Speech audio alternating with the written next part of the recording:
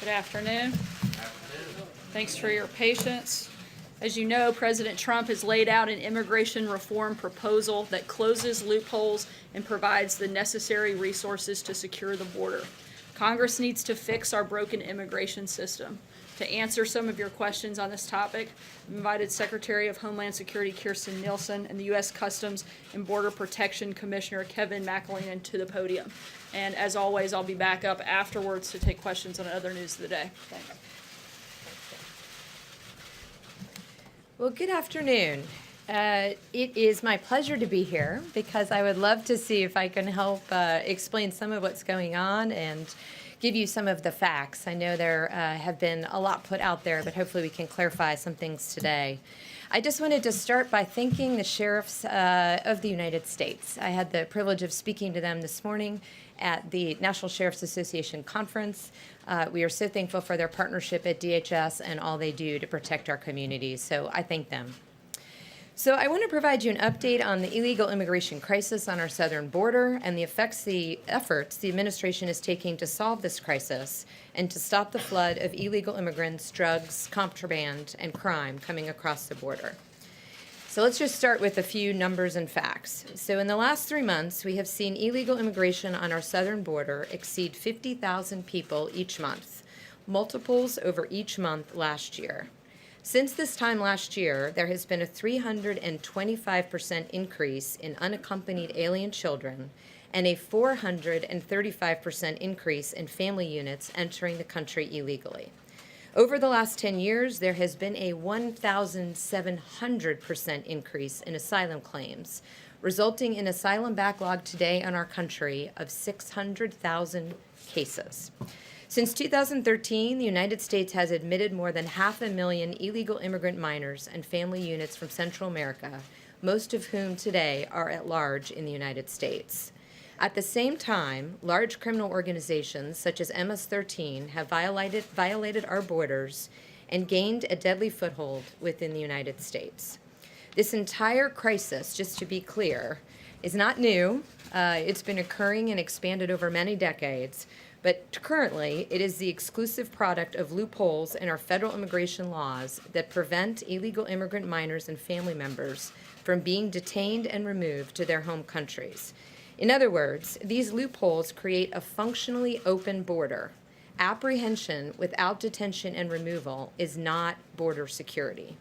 We have repeatedly called on Congress to close these loopholes. I myself have met with as many members have been willing to meet with me. I've testified 7 times. I will continue to make myself available to ask that they work with us to solve this crisis. Yet the voices most loudly criticizing the enforcement of our current laws are those whose policies created this crisis and whose policies perpetrate it. In particular, we need to reform 3 major loopholes. Let me quickly walk you through them. First, we need to amend the 2008 Trafficking Victims Prevention Reauthorization Act, or TVPR, which is much easier to say. This law encourages families to put children in the hands of smugglers to bring them alone on this dangerous trek northward. And make no mistake, we've talked about this before, this trek is dangerous and deadly. Second, we need to reform our asylum laws to end the systemic abuse of our asylum system and stop fraud.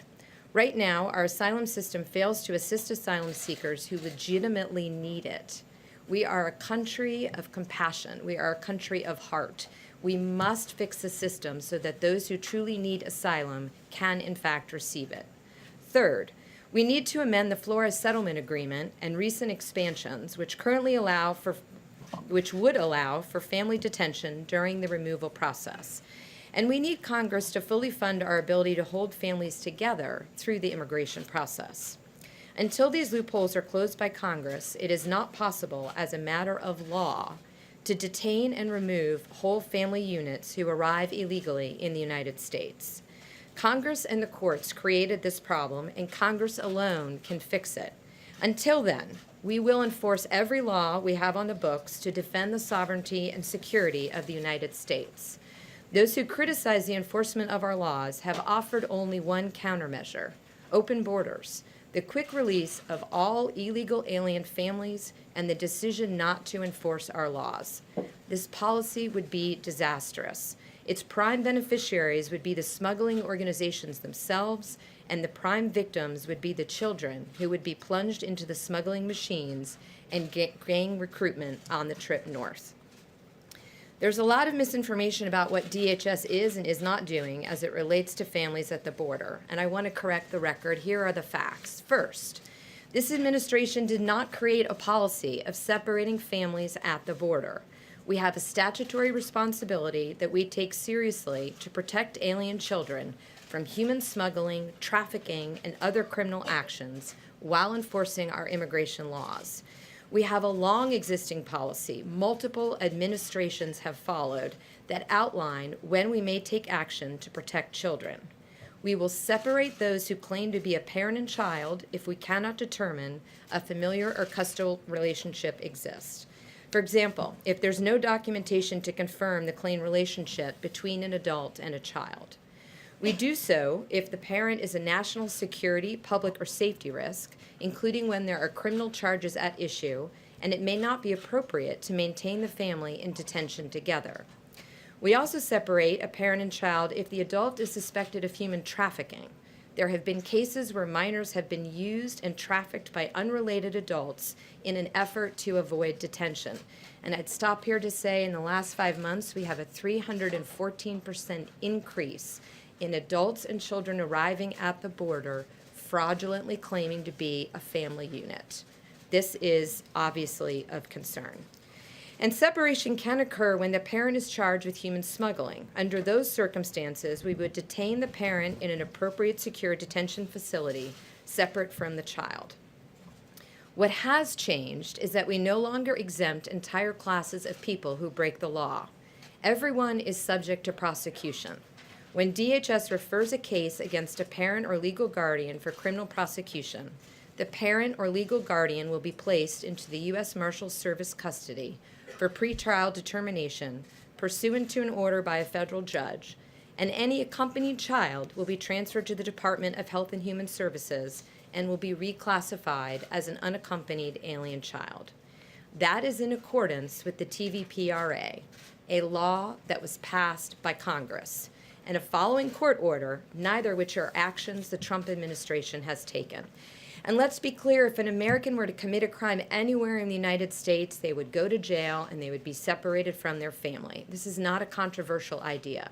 Second, children in DHS and HHS custody are being well taken care of. The Department of Health and Human Services Office of Refugee Resettlement provides meals, medical care, and educational services to these children.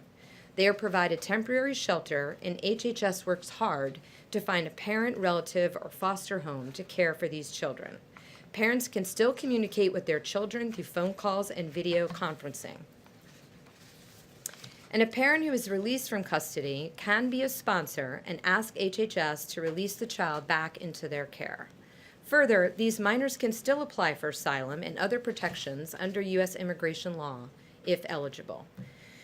We take allegations of mistreatment seriously, and I want to stress this point. We investigate, we hold those accountable when and if it should occur. We have some of the highest detention standards in the country.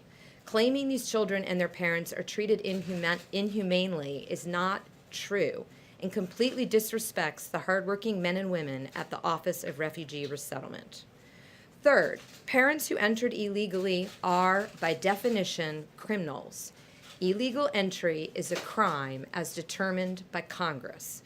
By entering our country illegally, often in dangerous circumstances, illegal immigrants have put their children at risk. Fourth, CBP and ICE officers are properly trained to care for minors in their custody. DHS and HHS treats all individuals in its custody with dignity and respect and complies with all laws and policy.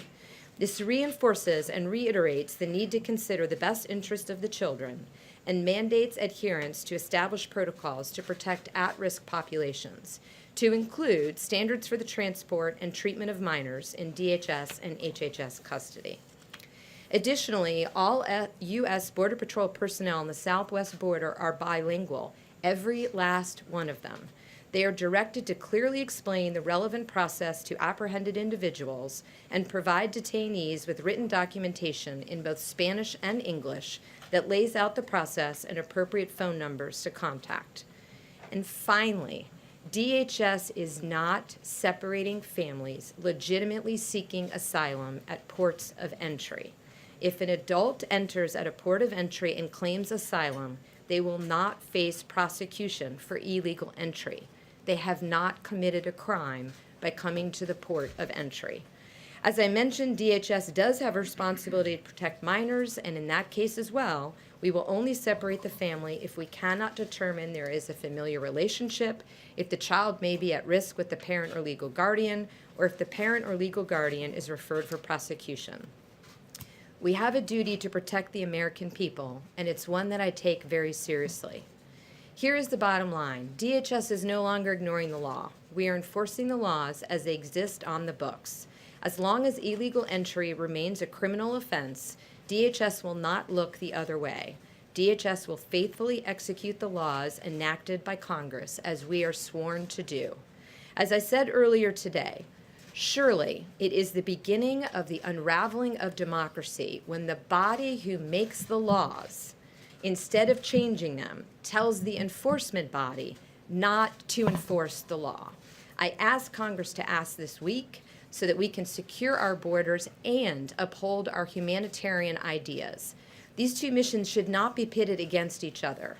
If we close the loopholes, we can accomplish both. Before I take questions, I just want to ask that in your reporting, please consider the men and women of DHS who are dedicated law enforcement officers and who often put their lives at risk. Let's remember their sacrifice and commitment to this country. And with that, I'll take some questions. Yes? Secretary Nielsen, if you could, what you talked about there, DHS is no longer ignoring the law. You're calling on Congress to change Yes. the law. I mean, that is the big message here. Members of Congress on the Democratic side say that you are using children as a lever to try to get them to take legislative action. What do you say to that? I say that is a very cowardly response. It's clearly within their power to make the laws and change the laws. They should do so. Yes. Thank you. Have you seen the photos of children in cages? Have you heard the audio clip of these children wailing that just came out today? I have not seen something that came out today, but I have been to detention centers. And again, I would reference you to our standards. I would reference you to the care provided, not just by the Department of Homeland Security, but by the Department of Health and Human Services when they get to HHS. Is that the image of this country that you want out there, children? The image that I want of this country is an immigration system that secures our borders and upholds our humanitarian ideals. Congress needs to fix it. How is that Yes. humanitarian? Secretary, I'd like to give you a chance to respond to Laura Bush. She had an op-ed. She says this is cruel. She supports an application of the law. Even the current First Lady, Melania Trump, has said we should be a nation of laws. We should do so with heart. Do you have anything you want to tell them? Do you believe they're misunderstanding the situation? Or do you believe there's any component of this policy, which, as you've outlined, other administrations have done, but you're using in a way that is more intense and creates this separation issue? My response would be is calling attention to this matter is important. This is a very serious issue that has resulted after years and years of Congress not taking action. So I would thank them both for their comments. I would thank them both for their concerns. I share their concerns, but Congress is the one that needs to fix This this. policy is not, by your definition, in any way cruel. It's not a policy. Our policy at DHS is to do what we're sworn to do, which is to enforce the law. Yes. Just following up on Major's question there, former First Lady Laura Bush compared this to Japanese internment during World War II, one of the darkest days in the nation's history. Do you believe that the effect of this policy, so not the law, but the effect of it on separating children from families in those specific instances is moral, is ethical, is it American? What I believe is that we should exercise our democratic rights as Americans and fix the problem. It's a problem. Let's fix it. Yes. How is this not child abuse? Which, be more specific, please. Enforcing the law? The images that Cecilia was talking about and the sounds that we've seen from these big box stores, the Walmarts, the other stores, when you see this, how is this not specifically child abuse for these innocent children who are indeed being separated from their parents? So I want to be clear on a couple other things. The vast majority of children who are in the care of HHS right now, 10,000 of the 12,000, were sent here alone by their parents. That's when they were separated. So somehow we've conflated everything, but there's two separate issues. 10,000 of those currently in custody were sent by their parents with strangers to undertake a completely dangerous and deadly travel alone. We now care for them. We have high standards. We give them meals. We give them education. We give them medical care. There's videos. There's TVs. I visited the detention centers myself. That would be my answer to that question. Yes. If I could follow up, though, for the hundreds that are not included in there, you said 10,000, but for the hundreds that we have seen, perhaps up to 2,000, are there any examples of child abuse, do you believe? And how could this not be child abuse for the people who are taken from their parents? Not the ones who are sent here with their parents' blessing with the smuggler, and the people who are taken from their parents. Unfortunately, I'm not in any position to deal with, hearsay stories. If someone has a specific allegation, as I always do when I testify, I ask that they provide that information to the Department of Homeland Security. We will look into it. Of course, we do not want any situation where a child is not completely adequately taken care of. Yes. A couple of questions. One, why is the government only releasing images of the boys who are being held? Where are the girls? Where are the young toddlers? I don't know. I'm not familiar with those particular images, You don't so know I'd have where to. they are? Do you know where the girls are? Do you know where the young toddlers are? We have children in DHS care both, but as you know, most of the children after 72 hours are transferred to HHS. So I don't know what pictures you're referencing, but I'd have to refer you to Images of HHS. boys, but we just haven't seen any of the girls, any of the young toddlers, and you're saying that they are being well cared for. So how can you make that claim if you don't know where they are? It's not that I don't know where they are. I'm saying that the vast majority of children are held by Health and Human Services. We transfer them after 72 hours. I don't know what pictures you're speaking about, but perhaps they're, They've been released to the public, they've been aired all over national okay, television. by throughout the day. DHS or by By HHS? DHS. Okay, so let's find out from HHS. I don't think there's anything other than they're just the Released by pictures. your department, I mean, they've been aired all over national television throughout the day, the kids who are being held in the cages. We've only seen the boys. I will look into that. I'm not aware that there's another picture. Yes. Let me ask, Secretary, let me just follow up very quickly, because you continue to insist that this is something that Congress can change, and yet Yes. this is something that was enacted after the Attorney General announced the zero tolerance policy. This never happened before he announced the zero That's actually tolerance not policy. true. So the No, last we've never seen administration, the this under Obama previous administration, the Bush administration, all separated separated families from their at the, parents. they absolutely did. Well, They did, their rate was less than ours, but they absolutely did do this. This There is were not new. unaccompanied minors, there's no doubt about that, but this. They separated separating families. Kids at this rate from their parents is something new and specific to this administration, once the Attorney General announced the zero tolerance policy. So why doesn't the President pick up the phone and change the policy? He said he hates it. I think what the president is trying to do is find a long-term fix.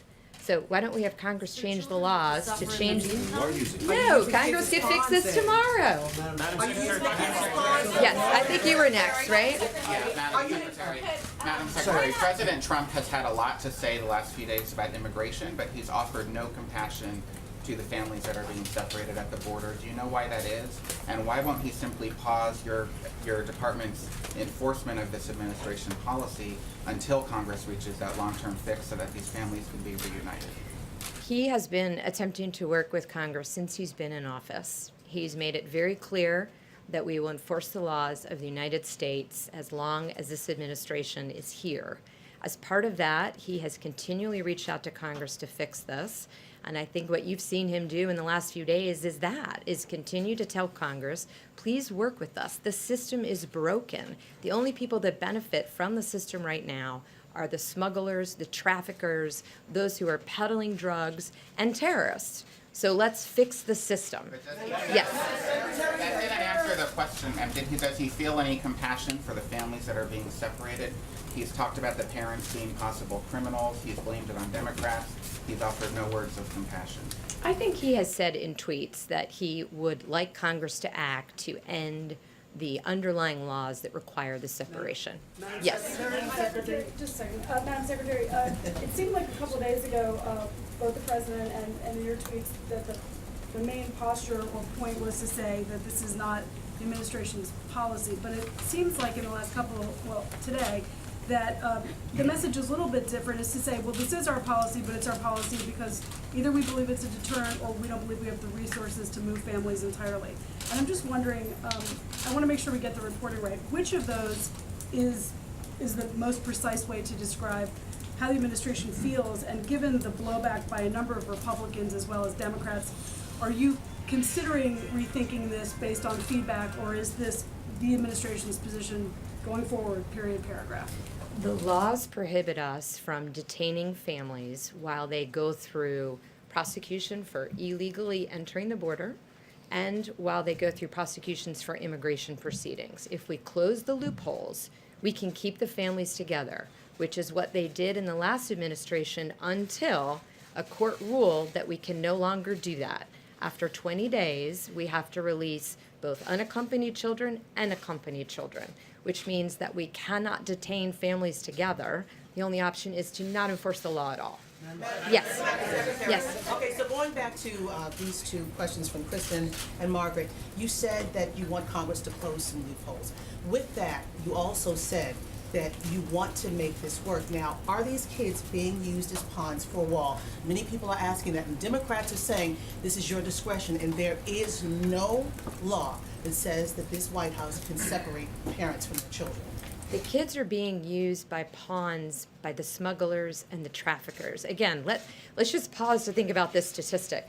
314% increase in adults showing up with kids that are not a family unit.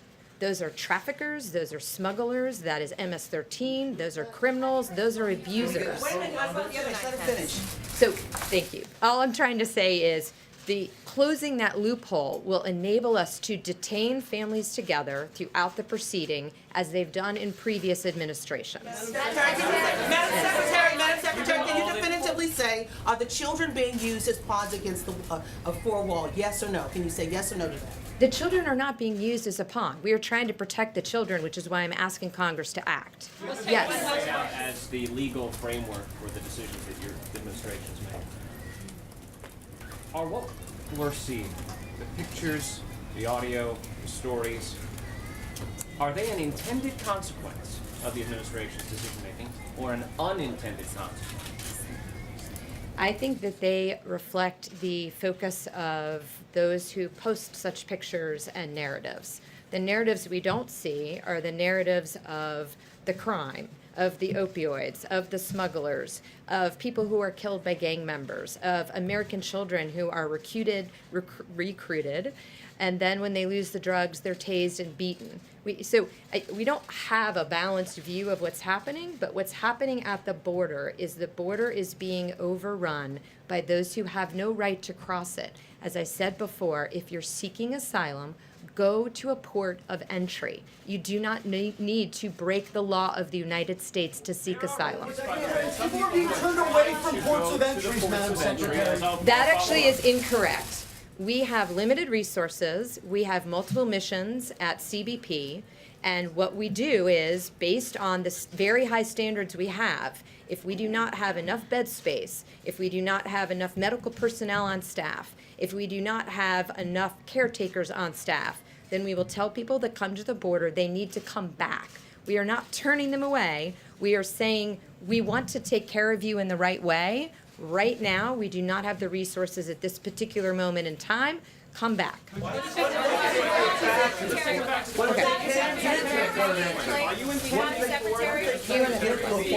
Thank you very much. Are you intending for this to play out as it is playing out? Are you intending for parents to be separated from their children? Are you intending to send a message?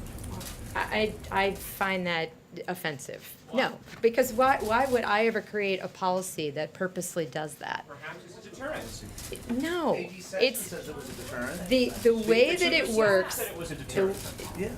That's not the question that you asked me. But the answer is, it's a law passed by the United States Congress. Rather than fixing the law, Congress is asking those of us who enforce the law to turn our backs on the law and not enforce the law. It's not an answer. The answer is to fix the Will laws. the administration refrain from its current policy if Congress were to pass something that's close to what you want? Or will it continue to require the separation of parents from their children until the president gets exactly what he wants? If Congress closes the loopholes, many of which are closed in the two bills that we hope are taken up this week by the House, then they close the loopholes, and the families will stay together throughout the proceedings. Thank you. Do you think policy is a deterrent? Madam Secretary, do you believe the policy is a deterrent? Why? Thank you, Secretary Nielsen. I'll jump right in and go to other questions, news of the day. Steve? The President said he would talk to the North Korean leader Kim yesterday. Do you know if that happened? I know the president has spoken with a number of administration officials that are working on the details following the North Korean summit, and we'll keep you posted on those details, but I'm not aware of a specific call between the two leaders at this time. There's a report that the United States and South Korea have agreed to suspend joint military drills in August. Is that real? I'm sorry, the last part of the question? That they've agreed to suspend joint military drills in August. Are you aware of this? Is this true? Those conversations are ongoing, and at this point, as long as the North Koreans continue to act in good faith, as we saw in Singapore, then we expect those things to be on pause at this point. Phil? Yes, Sarah, has the president discussed the family separation policy with the First Lady in light of her statement yesterday? And does he have any plans to come out and address the American people, maybe take some questions about how his administration's enforcing? The president did take a number of questions, as I'm sure you're all aware, on Friday, in which what he actually said very closely mirrored what the First Lady said. He said he hates seeing this. He's called on Congress, not just Friday, but for months. He's called on Democrats in Congress to work with him. Let's fix this problem. The president isn't trying to kick the can down the road. He's actually trying to work with Congress to get real solutions and to fix the problem, and that's what we're doing. Jeff, and I'll take your question, since you and your network falsely accused me of not wanting to be here, so I'll be glad to pass that question on to you now. Why did you decide to have Secretary Nielsen answer questions instead of you? I'm here answering questions as well, but I thought it was important for the secretary and one of the primary experts on this process and the things that are going on to come out here and have the chance to speak to you, and for you guys to be able to ask questions directly of her and the leaders in this administration. But I'm standing here in front of you. John? I have a real question. Would the president sign a bill that did not I wondered if you were going to throw it away. Would the president sign a bill that did not include border funding if it did indeed close this loophole that Secretary Nielsen talked about? Would he sign that specific bill, or does he require an entire bill with that $25 billion in border? We've laid out what we would like to see on a number of different occasions. There are currently 2 bills that are in process in the House. The president supports both of those pieces of legislation that we have voiced support for the details in those. The president doesn't just want to see a Band-Aid put on this. He wants us to actually fix our immigration system. He's tired of administrations claiming that they want to help the system and then just kicking the can down the road. He wants to actually fix the problems. He wants to secure our border. This isn't just something we can tinker with. We have to actually fix the entire system, and he's committed to doing that. He would require Again, we've laid out what we want to see in legislation. The president wants to fix the system, and we're committed to doing that, and we hope Congress will actually do their parts. Democrats have got to stop playing political games and actually come to the table and get real about solving the problem. John? Thanks. On the IG report and the hearings in Congress with Mr. Horowitz and Director Wray, the president tweeted several times today and yesterday that the Mueller investigation continues to be, quote, a witch hunt. He said on Friday that after reviewing the IG report, it shows that there's no evidence of collusion. His own FBI director today said that Mueller is not on a witch hunt and that the report doesn't speak to the special counsel investigation. How is there that disconnect there between what the president believes another branch of his administration is doing. The president's been clear. He was obviously very involved in his campaign, and he's laid out a number of times that there was no collusion, and he strongly feels this is a witch hunt. The president's also said that the IG report clearly calls into question the credibility of James Comey and many other senior FBI investigators who have been involved in the Russia investigation, and that report validates the claims that he's made repeatedly. Dave? Thanks, Sarah. The governor of Massachusetts, who's a Republican today, reversed course and ordered the National Guard not to send assets or personnel to the southwest border because he said the actions of the federal government are resulting in the inhumane treatment of children. Would you comment on that, and have you seen any other impact on border operations from this whole situation? I haven't seen his comments specifically, but I would tell him that he should call every member of Congress, particularly those in his own state, and ask them to fix the laws. There's only one body here that gets to create legislation, and it's Congress. Our job is to enforce it, and we would like to see Congress fix it. That's why the president has repeatedly called on them to work with him to do just that. Deborah? What was the president's reaction to Laura Bush's piece in the Washington Post? I'm sorry, what was the last part of your question? What was the president's reaction to Laura Bush's piece in the Washington Post? I didn't speak directly with him about that, but I'm happy to address the concerns and echo what Secretary Nielsen said. Look, we share the concern. The president himself said that he doesn't like this process, but once again, it's Congress's job to change the law. We're calling on them to do exactly that. And frankly, this law was actually signed into effect in 2008 under her husband's leadership, not under this administration. We're not the ones responsible for creating this problem. We've inherited it, but we're actually the first administration stepping up and trying to fix it. John? Thank you, Sarah. I have here in my hands some figures from the German Ministry of the Interior under Minister Seehofer, which says that crime has gone down 5.1% in Germany. In fact, it's the lowest rate in a quarter century in Germany. Violent crime down 2.4%, burglary down 23%, and theft down 11.8%. Where did the president get the statement that crime was way up in Germany under the Merkel plan for admitting refugees? I'm not aware of the report that you're referencing, but I'd be happy to check into it and circle back. It's from the German Ministry of the Interior. I heard that part, but I haven't seen it, but I'll be happy to check into it and circle back. John? Thanks a lot, Sarah. I read the First Lady's statement that was put out, and she seems very troubled by this zero tolerance policy. Is there any sort of daylight between the president and the First Lady on this issue? I think we've made it abundantly clear that the daylight exists between Democrats and Congress and their ability to change this law. The president himself said that he doesn't, he hates these images, he hates this process, and that's why he's asked for it to be fixed. I feel like we keep ignoring the fact that the president isn't the one that creates the law, but it's Congress's job to create the law, and the president's already laid out and gladly stated a number of times publicly that he would sign legislation that fixes these loopholes and fixes our immigration system. I think that people should be begging and banging down the doors of Congress and asking them to join with the president instead of fighting him, instead of constantly criticizing. Why aren't they offering solutions? You have people like Nancy Pelosi and Chuck Schumer who come out and complain and attack. It's because they have no message, they have no solutions. We've laid out a solution, and we'd like to see them work with us to put it in place. Steve?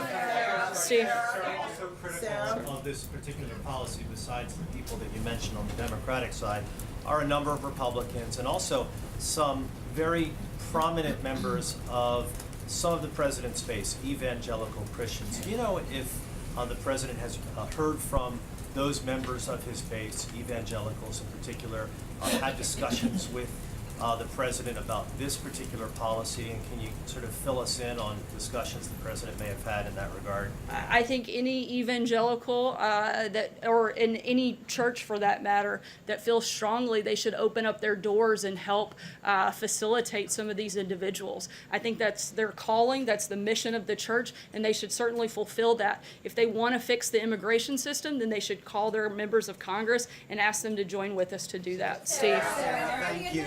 Sorry, Steve, go ahead. There's some confusion about this Space Force that the president announced today. Did he actually sign anything? Does he believe that this can be done without the approval of Congress? The Air Force appears opposed to it. Where is the support for this coming from besides the president? The president's asked the Department of Defense to start the process. We're in the beginning stages of it, and we're going to work with the Department of Defense and the other relevant parties to put it into place. Francesca? Sarah, if the administration is, as it says, not using the children as pawns in this situation, then why not just have Congress pass legislation that narrowly deals with this family separation issue and sign it, and then deal with the other aspects of the immigration system that the president wants overhauled with at a different time? Once again, we want to fix the entire system. We don't want to just tinker with it. The president is tired of watching people kick it down the road and not take responsibility and not fix the problems that we have. Ideally, Sarah, that he would like to see all these other things change about the immigration system, but we're dealing with this particular situation right now.